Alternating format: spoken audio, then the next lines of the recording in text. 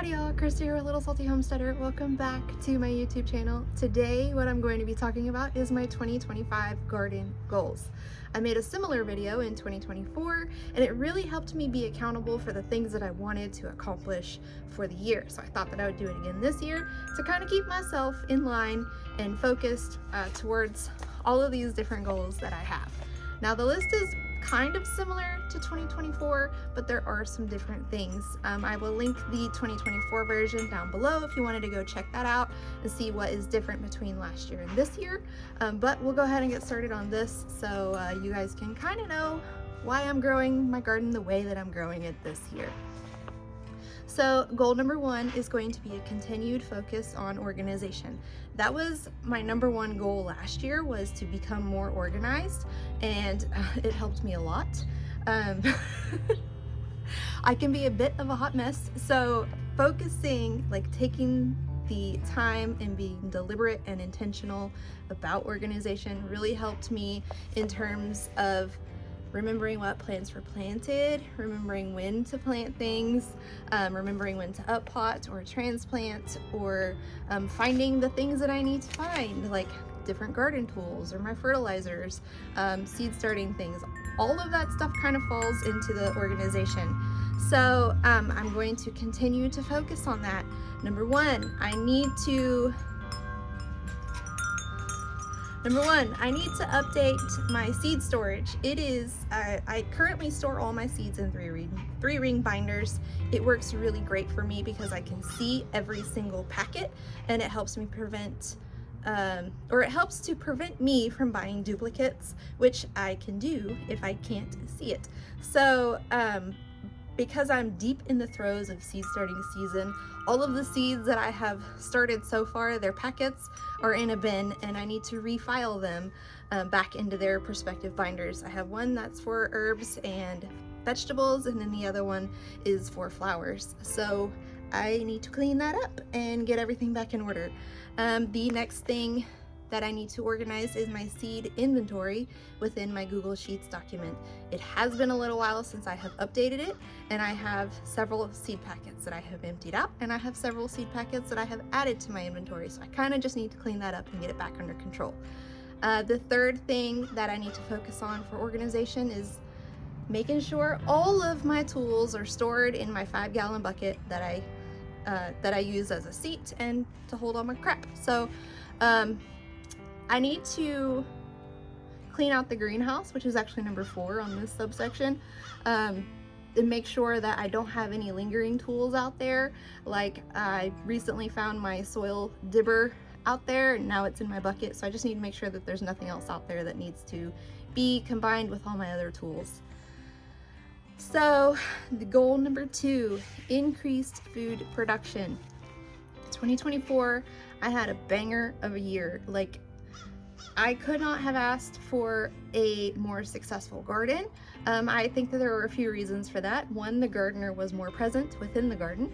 2, the weather was a bit more cooperative, so we had more rain and it wasn't nearly as hot as years past. So I think overall that created a more productive garden.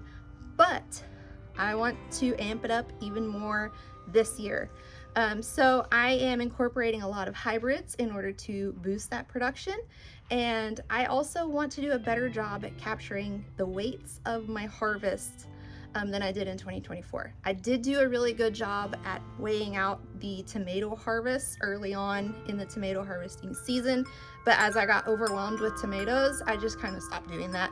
I want to do a better job at that this year and make sure that I'm weighing everything: peppers, okra, squash, cucumbers, anything that I'm growing out there that I'm harvesting.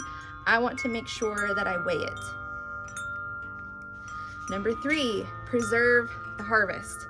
Okay, so last year was my very first foray into water bath canning. I was able to pickle several different things, not cucumbers, because it was not a good cucumber year for me, despite how well everything else did. But I had pickled peppers of different spice levels. I had canned tomatoes. I had water packed tomatoes, fire roasted tomatoes, crushed tomatoes, and I just used my last pint on Friday to make pizza sauce.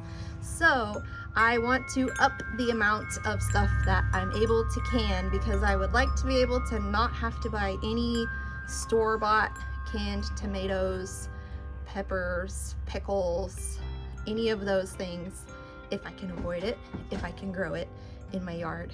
Now, in 2024, I was also able to dehydrate several things, which was fantastic. So one of the things that I dehydrated was cherry tomatoes. I also dehydrated cut up okra, as well as ripe peppers, like the red peppers, the spicy peppers, and then I just crushed them up, and that's what I'm using for crushed red pepper for pizza and soup and whatever else we desire crushed red pepper on.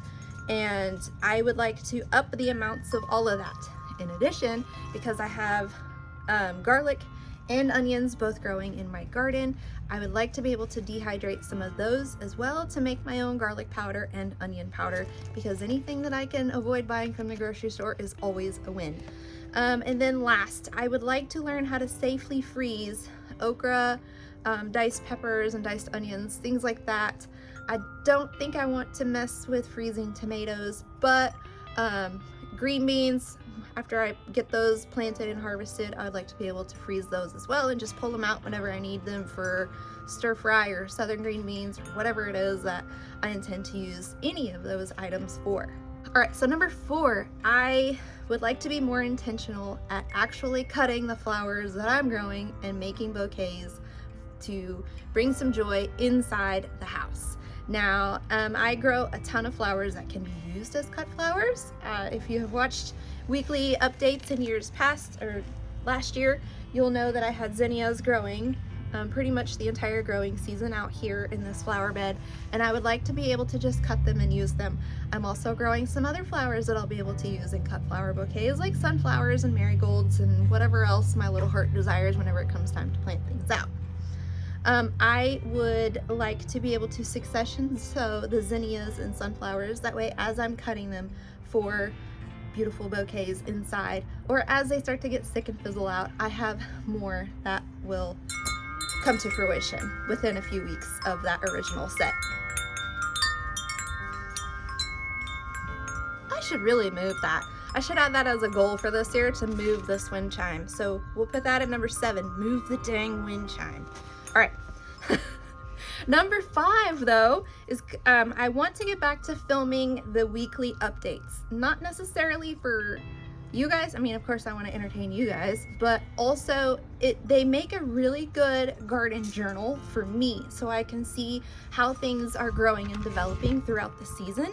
I can also identify any issues that I'm having and kind of pinpoint, what time in the season those issues start showing up, like hornworms or spider mites or blight or the heat, all of those things.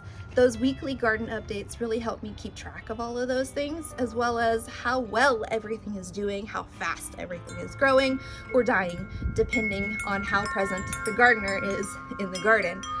But one of the things that I really want to intentionally focus on is getting back to those weekly garden updates. I kind of quit in the winter because it was cold and gross outside, and there's not really a whole lot growing, as you can tell. So I didn't really feel like filming, the 4 or 5 plants that are still present in the garden would be of value to anyone, even myself. So hopefully starting this week, we can get back to that, because I do have some stuff that's new that hasn't been shown to anybody in a while. So that is goal number 5. And then goal number 6 is the same as last year, where I just basically want to grow more food, beauty, and joy. Being out in the garden is one of the things that brings a lot of peace and just happiness to me. So I want to be very intentional about growing more of that peace and happiness, as well as the food that comes with it and the beauty that comes with the flowers. So, and then number 7, move the dang wind chime. But that is it. It's a relatively short list, but it should keep me busy for the entire year. If you guys have any specific garden goals, please comment them down below. And if you liked this video and you want to see if maybe I can manage to achieve any of this, feel free to like, subscribe, comment, do all those different YouTube things. But until next time, go find a way to get those garden manicures. Bye!